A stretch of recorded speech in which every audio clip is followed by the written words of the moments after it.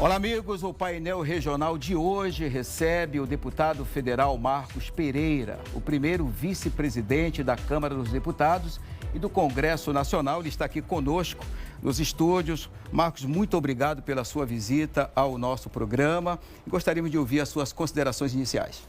Obrigado, Fernando Mendes. Um abraço para você, para todos os telespectadores da Rede Família, do painel regional. Uma alegria poder estar aqui falando um pouco do Brasil. Marcos Antônio Pereira, capixaba, 47 anos, cristão, advogado, um currículo extenso aqui. Gostaria que você falasse um pouco aí do seu perfil. Eu nasci no Espírito Santo. A minha mãe era uma empregada doméstica que morava aqui em São Paulo, na capital. Ficou grávida do patrão, escondeu a gravidez até o 7º mês e voltou para o seu estado natal, o estado natal dela, que é o Espírito Santo, e lá me teve. Fui adotado por uma família, nasci e cresci no Espírito Santo. Morei no Rio de 94 a 99 e desde 1999 eu moro em São Paulo. Um resumo bem apertado é mais ou menos isso. Sou advogado, professor de Direito e agora estou exercendo meu primeiro mandato de deputado federal. Mas quem vê um líder forte, de sucesso, arrojado, não conhece aí essa sua trajetória. Você já esteve à frente de administração do serviço privado em rede de televisão. Nos conta um pouco dessa situação. Sim, de 2000 a 2010 eu fui executivo da TV Record, tendo sido vice-presidente de 2003 a 2010. Também atuei na área de banco, na área de táxi aéreo e assessoria também. É uma longa jornada aí de 40 e poucos anos. Nós vamos falar no final da programação muito sobre o partido a qual você lidera, que você é o presidente, que é o Republicano, mas queria dar uma pinceladazinha aqui no início, que você assumiu em maio de 2011 por aclamação e com a sua liderança o partido teve um grande crescimento, tanto na primeira eleição já para deputados estaduais, depois para vereadores, depois 2018 outra vez para deputados estaduais e federais. Nos dá aí um parecer acerca desse grande crescimento. Quando eu assumi o partido em maio de 2011, o partido tinha 8 deputados federais eleitos. Na eleição de 2014, nós saltamos de 8 para 21 e agora, em 2018, para 30. Hoje nós somos 32, mas em número de eleitos são 30 deputados federais. Falando só dos deputados federais. Certo. Deputados estaduais também o número cresceu.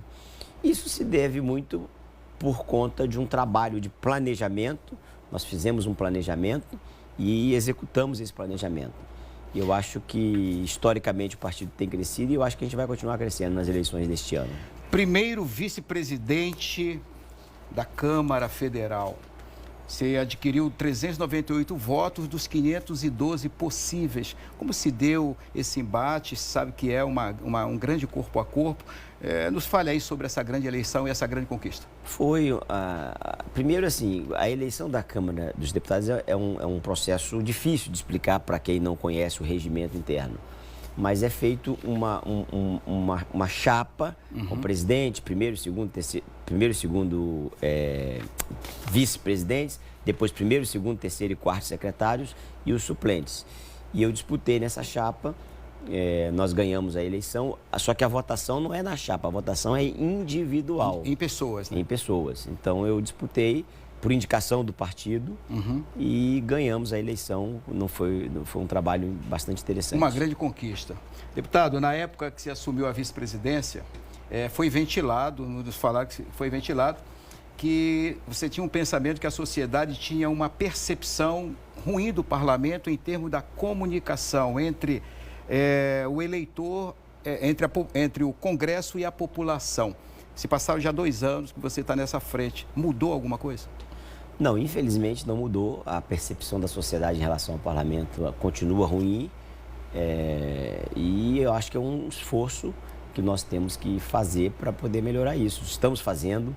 Lá no âmbito da Câmara dos Deputados, nós estamos preparando uma reforma administrativa e vamos avançar nesse tema para buscar essa melhora. Você observa que a Câmara tem procurado cumprir o papel em relação às leis que beneficiam o país? Não tenho dúvida. Todos os temas que chegam até nós, que são de relevância para o Brasil, nós temos aprovado. Agora mesmo, no ano de 2019, aprovamos a reforma da Previdência, que é importantíssima. Aprovamos o novo marco legal do saneamento básico, está no Senado. A gente espera que o Senado aprove o mais rápido possível. O marco legal do saneamento básico, por exemplo, será importantíssimo. Nós temos mais de 100 milhões de pessoas que não têm acesso à água e esgoto. Portanto, estamos trabalhando, aprovamos em um dia. O presidente encaminhou o projeto de lei. Nós, no mesmo dia que recebemos, aprovamos a lei para regulamentar essa questão aí do tema da atualidade, que é o coronavírus, a quarentena das pessoas, a obrigatoriedade de quem está suspeito de ter contraído o vírus ter que fazer os exames. Então, estamos hoje debatendo tributária, administrativa, os temas que nos chegam nós enfrentamos. Eu queria que você falasse um pouquinho mais sobre a reforma da Previdência, uma das leis mais polêmicas. Fala um pouquinho sobre ela, os benefícios. Bem, na verdade, a reforma da Previdência, eu diria que o grande marco nessa reforma da Previdência aprovada no ano passado foi a criação da idade mínima para se aposentar. O Brasil era, até então, um dos poucos países do mundo que não tinha idade mínima para se aposentar. Agora nós temos idade mínima de 65 anos. Então, isso foi o principal ganho. A gente sabe, todo mundo sabe, os telespectadores sabem que as pessoas vivem mais hoje, a expectativa de vida é maior, portanto, é perfeitamente justificável que a pessoa se aposente um pouco mais tarde.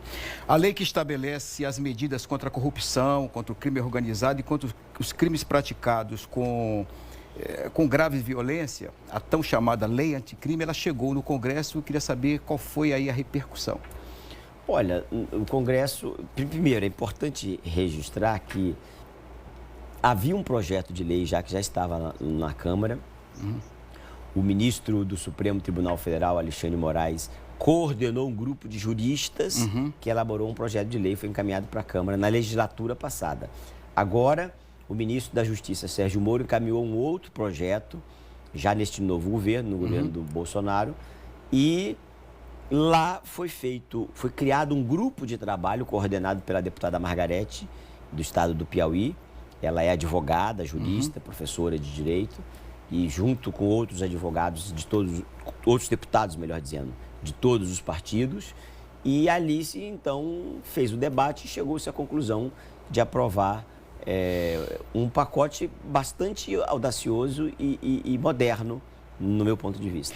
Deputado, você acredita, então, que está na mão dos governantes mudar, trazer uma credibilidade maior entre governo e população? Não tenha dúvida. Infelizmente, por tudo que se passou nos últimos anos, a classe política do Brasil é desgastada, tem um desgaste natural, mas eu acho que é momento também de renovação. Recentemente saiu uma pesquisa num grande jornal de grande circulação nacional, uma pesquisa muito densa, dizendo que a população ainda busca pelo novo. E sempre há esperança. Eu acho que o governante, seja ele do executivo ou do legislativo, ele tem sempre que tentar se aproximar da realidade da população. Para finalizar esse primeiro bloco, como é que você analisa o cenário político e econômico atualmente? O cenário econômico não é bom. O Brasil cresceu apenas 1,1% em 2019, quando a gente esperava crescer 2%. Este ano havia uma expectativa de crescer 3,5%. E não vai passar de 2%, infelizmente. A tendência é que não passe de 2%. E isso tudo muito dependendo de como vai ser aí a gravidade e a extensão desse problema do coronavírus. Temos que aguardar. O cenário econômico não é bom. O político está se ajustando. Também não é bom, mas está se ajustando.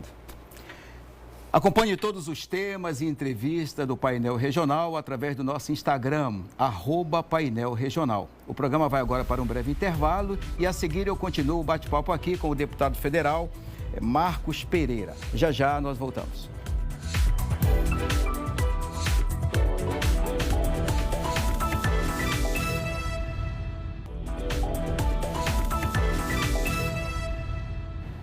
Muito bem, nós estamos de volta com o programa Painel Regional e eu estou conversando aqui hoje com o deputado federal Marcos Pereira, que é o primeiro vice-presidente da Câmara dos Deputados do Congresso Nacional. Deputado, o país vive hoje mesmo uma necessidade, uma reforma tributária. E se tem essa necessidade, como ela aconteceria e quais seriam os benefícios? Fernando, é extremamente necessária a reforma tributária. Nós que militamos, eu fui ministro de Indústria e Comércio Exterior, visitei 16 países, em várias reuniões com agentes de governo e com investidores internacionais. Sabemos que o sistema tributário brasileiro não é nem o tamanho da carga tributária. Eu ouvi agora, 2 semanas atrás, na Espanha e na França, de que a carga tributária na França e na Espanha e na Alemanha é maior do que no Brasil. O problema é a forma de arrecadação, é o sistema em si. Então, ela é extremamente necessária para poder atrair investimentos, atrair empresas internacionais que vão investir no Brasil e gerar emprego. Porque quem gera emprego é o setor produtivo. A forma que ela vai se dar, nós estamos tratando de vários temas dentro da reforma tributária, mas o eixo central da reforma tributária é unificar os impostos sobre o consumo. No mundo inteiro, em mais de 160 países, aliás, existe o chamado IVA, Imposto sobre Valor Agregado. Aqui nós vamos chamar de IBS, Imposto sobre Bens e Serviços, unificando os impostos federais, estaduais e municipais e simplificando nesta área. Esse é o grande eixo, mas tem outros menores com outros desdobramentos. Segundo o deputado Rodrigo Maia, o presidente da Câmara, ele disse que a reorganização do sistema tributário poderia trazer um ponto percentual no crescimento do PIB e que esse crescimento hoje está abalado por falta de comunicação, uma boa comunicação entre o Legislativo e o Executivo. Como é que você vê essa situação? Eu não tenho esse número, mas se ele disse, provavelmente deve ser, ele deve estar se baseando em algum estudo. Na verdade, nós estamos tocando. O governo optou, o ministro Guedes, o presidente Bolsonaro, optaram por não encaminhar uma ideia, uma proposta para a Câmara dos Deputados. Então, nós pegamos uma ideia que já tinha lá, antiga, com uma proposta nova que foi apresentada recentemente e vamos discutir junto com o governo está participando sim, o secretário da Receita Federal, os técnicos da Receita Federal estão participando do debate junto com o relator da matéria. Nós temos uma crise internacional se agravando, nós temos, somado a uma guerra do petróleo, existe também a propagação do coronavírus. Tudo isso dá um entendimento para o governo brasileiro que precisa organizar a sua economia? Não tenha dúvida. Aliás, o governo precisa urgentemente tomar medidas em relação ao coronavírus. Eu lia agora há pouco que o ministro Guedes deve apresentar em 48 horas, a partir do momento que nós estamos gravando aqui essa entrevista, medidas para combate ao coronavírus. Agora, a economia vai travar se não fizer alguma coisa. E o governo tem que ser o indutor. Ele não tem que ser o que fomenta, mas pelo menos que induz. Segundo aí a sua resposta, eu quero ter uma pergunta aqui interessante. Esse tipo de situação, de crise, de conflitos, ele aumenta uma tensão entre o Palácio do Planalto e o Legislativo? Não, eu não vejo. Essas tensões são naturais. O governo... Como é que o Congresso reage? O governo precisa entender que o parlamento é independente. A Constituição fala da independência dos poderes, parlamento, executivo, legislativo, executivo e judiciário. E isso faz parte. Nas democracias do mundo, é assim que funciona. O legislativo fiscaliza o executivo tem o poder de vetar, o legislativo tem o poder de derrubar o veto. Faz parte dos debates e as divergências. Mesmo numa família, você não consegue ter convergência em 100% das ideias. Imagine num parlamento com 513 deputados e 81 senadores, presidente com vários ministros. As ideias estão postas e a gente aprova aquilo que é bom para o Brasil. Deputado, mudando um pouco de assunto, nós vamos ter eleições municipais agora e o Republicanos vai fazer uma disputa proporcional entre vereadores sem a coligação entre os partidos. O que você acha sobre essas mudanças, dessa mini reforma que houve em 2017 e quais são as projeções de crescimento do Partido Republicano? Eu começaria respondendo pela última colocação.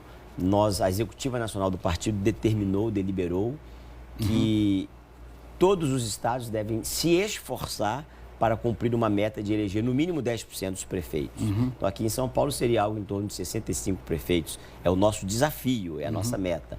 No Brasil, 550. E triplicar o número de vereadores. O partido elegeu 1.200 vereadores em 2016 e agora o desafio é eleger algo em torno de 3.600 vereadores. Sem coligação é mais difícil, mas eu acho que é importante para que o fim das coligações para as eleições proporcionais juntamente com a cláusula de desempenho, são medidas que vieram para diminuir a quantidade de partidos no Brasil. E eu acho que é salutar. Aqui em Campinas, onde fica o estúdio da Rede Família, onde nós estamos aqui fazendo a programação, existe o Republicano tem um pré-candidato a prefeito. E em carta aberta aos membros do partido, você afirmou que não vai lançar candidato por lançar. Você vai dar uma olhada exatamente com respeito aos critérios de qualidade, de conceito e condições. Nos explique sobre isso. Não tenho dúvida. Nós estamos estimulando, o partido fez uma resolução estimulando a candidaturas para prefeitos em cidades acima de 200 mil eleitores. Portanto, cidades que têm potencial de ter 2 turnos. Campinas é uma cidade, claro, é uma dessas cidades. Todavia, não adianta você ter candidato só por ter, como você mesmo mencionou. A ideia é essa, que sejam lançados candidatos e candidatos competitivos. Muito bem. Acompanhe todos os temas e entrevistas do Painel Regional através do nosso Instagram, @Painel Regional. O programa vai para mais um breve intervalo e eu estou aqui conversando com o deputado federal Marcos Pereira, que é o primeiro vice-presidente da Câmara dos Deputados do Congresso Nacional. Voltamos já.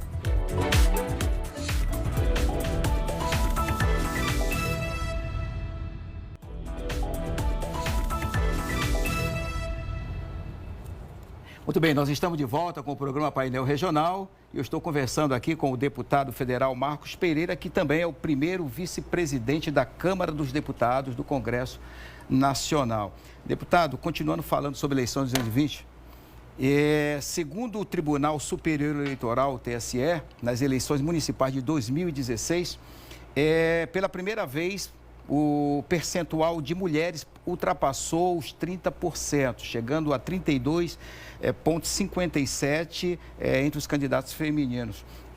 Diante desse crescimento, diante desse protagonismo, podemos afirmar que esse ano, 2020, será ano das mulheres? Eu acho que sim, o nosso partido incentiva muito a militância feminina. Nós temos um trabalho muito forte com a militância feminina. Quanto mais mulheres quiserem se engajar e se envolver na política, é mais importante. Até para evitar essas questões que aconteceram na eleição passada de mulheres laranjas, mulheres que foram candidatas e não tiveram votos. Eu acho que a lei é correta e aquilo que a gente puder fazer para incentivar a militância feminina, nós estamos fazendo. 146 milhões de eleitores brasileiros vão se dirigir a milhares de sessões eleitorais instaladas em mais de 5.570 municípios. O Republicano está preparado aí para esse protagonismo também? Estamos preparados e, inclusive, como eu disse no bloco anterior, há essa determinação do partido para que a gente consiga, é um desafio, é uma meta, difícil, mas não é impossível. Pelo menos 10% desse colégio eleitoral aí. Deputado, então vamos falar agora assim da sua presença em Campinas, né? Você recentemente, há poucos dias atrás, você visitou a CPQD, o Centro de Pesquisa e Desenvolvimento em Telecomunicações. Houve um convite e, por conta desse convite, entendemos que também tem um projeto seu que foi aprovado e é lei e que tem a ver com todo esse segmento. Nos explique sobre esse convite, sobre esse projeto. Eu tenho uma relação recente, mas muito boa com a diretoria do CPQD. Eu já trabalho muito nessa área de tecnologia, startups, informática, inovação. É um tema que não dá para fugir dele. E trabalho desde que fui ministro de Indústria e Comércio. Nós tínhamos uma secretaria de inovação dentro do Ministério. O convite se deu porque nós iríamos a Barcelona durante o período do Carnaval para uma feira chamada World Congress Mobile, que é a maior feira de mobile, maior feira de tecnologia do mundo. São 100 mil pessoas visitando esta feira. Infelizmente, a feira foi cancelada por causa do coronavírus, e então a visita era que precedia a esta viagem.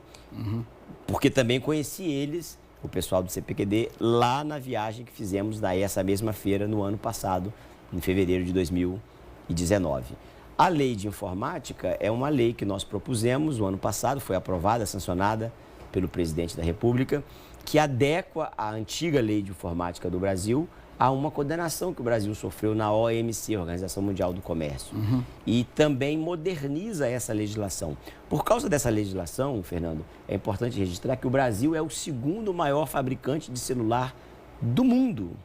Então, por causa dos incentivos que essa legislação produziu e que agora, com essa modificação que eu apresentei, vai adequá-la à Organização Mundial do Comércio, vai modernizá-la, trazer mais transparência, segurança jurídica e previsibilidade. O que mais o senhor gostaria de acrescentar? Ainda não são as suas considerações finais, mas nós falamos de vários temas, né? De repente ficou alguma coisa que não foi pontuada. O que mais o senhor gostaria de acrescentar? Eu acho que cobrimos aí todos os temas, falamos pouco sobre a reforma administrativa, falamos mais da tributária. É importantíssima, importante que os que estão nos assistindo, que são servidores públicos, saibam que não vai prejudicar o direito de ninguém. A reforma não vai retroagir para prejudicar os direitos adquiridos. Será uma reforma para os novos servidores, para aqueles que entrarem no futuro no serviço público. Portanto, nós vamos debater assim que o governo mandar a proposta. Nós não podemos fazer, o governo tem que mandar. Vamos fazer a nossa da Câmara, porque cada poder tem que iniciar, a iniciativa tem que ser do poder. Então, o Poder Legislativo tem que ter iniciativa para fazer a reforma administrativa do Poder Legislativo. E assim o Judiciário e o Executivo. No caso do Legislativo, nós estamos trabalhando lá na Câmara já para apresentar nos próximos meses aí uma proposta. E no caso do Poder Executivo, estamos esperando o governo encaminhar. Deputado, aproveitando aí o alcance da Rede Família, em vários municípios e também fora aqui da cidade de São Paulo, você como presidente nacional aí do Republicanos, o que os munícipes podem esperar dessas eleições? Primeiro, eu acho que os munícipes, os cidadãos brasileiros não podem se desencantar e deixar de ir participar, de votar. É importante, se você não vota, depois também, claro que como cidadão, como pagador de impostos, você tem direito de reclamar em qualquer situação. Mas quando você vota, você tem, vamos dizer assim, o seu direito redobrado, vamos dizer assim. Então, eu acho que a eleição municipal, é a minha opinião, é a opinião do nosso partido, que é um partido municipalista, é a eleição mais importante, porque as pessoas nascem, crescem, vivem nos municípios. Os problemas se dão nos municípios. Muito bem. Deputado, muito obrigado pela sua participação conosco. Gostaríamos agora de ouvir as suas considerações finais. Obrigado pelo convite. Obrigado a todos os telespectadores da Rede Família. Uma satisfação poder ter participado aqui do programa e ter podido falar um pouco sobre a pauta e a agenda do Brasil. O nosso programa conversou hoje com o deputado federal Marcos Pereira, primeiro vice-presidente da Câmara dos Deputados e do Congresso Nacional. E se você perdeu parte dessa edição, você pode conferir o nosso bate-papo no YouTube, no canal que aparece aí na sua tela, ou na reprise que acontece nesse domingo, ao 12h30. Agradecemos a sua companhia e até o nosso próximo painel regional.